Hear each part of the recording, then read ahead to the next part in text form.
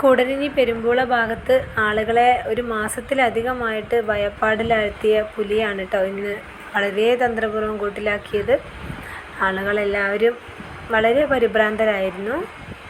കുറച്ച് ദിവസങ്ങളായിട്ട് നമുക്കൊക്കെ പേടി തന്നെയായിരുന്നു കേട്ടോ. നമ്മൾ ഇതിലെയൊക്കെ വരുന്നുണ്ടെന്നൊക്കെ പറഞ്ഞ് ആകെ പേടിയായിരുന്നു. എന്തായാലും ഇന്ന് അവനെ ഇവർ പിടിച്ചിട്ടുണ്ട് കേട്ടോ.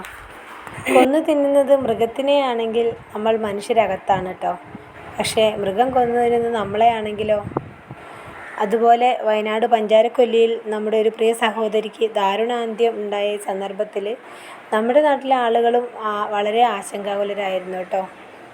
കാരണം ഇത്തരം മൃഗങ്ങളെ ജനങ്ങൾക്ക് ഒന്നും ചെയ്യാനാവില്ല. എന്താണെങ്കിലും ആ ഒരു മൃഗത്തിൻ്റെ വേട്ടയാടലിൽ നിന്ന് ഞങ്ങളെ നാടിനെ രക്ഷിച്ചു എന്ന് വേണം പറയാൻ. എന്താണെങ്കിലും നമ്മുടെ നാട്ടിലെ ആളുകളുടെ ഭയപ്പാട് അകന്നു. അവർ സുരക്ഷിതരായി എന്ന് നമുക്ക് പ്രതീക്ഷിക്കാം. അപ്പോൾ ഇന്ന് അവനെ അവർ വളരെ വിദഗ്ധമായിട്ട് കൂട്ടിലേക്ക് ആക്കിയ പുലിയെ വണ്ടിയിലേക്ക് വലിച്ചു കയറ്റുന്ന രംഗമാണ് കേട്ടോ നിങ്ങൾ കാണുന്നത്.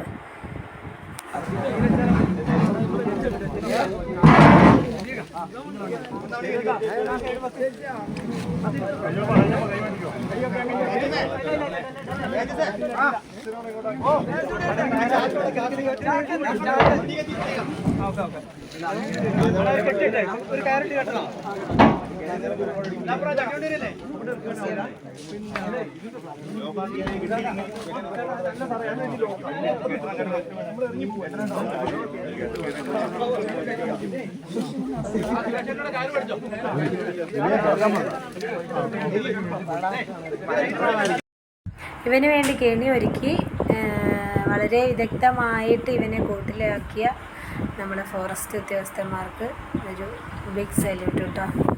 നമ്മുടെ നാട്ടിലെ ആളുകളുടെ പേടിയും ഭയവും മാറിക്കിട്ടി. ആളുകളെ സുരക്ഷിതരാക്കി എന്ന് വേണം പറയാൻ.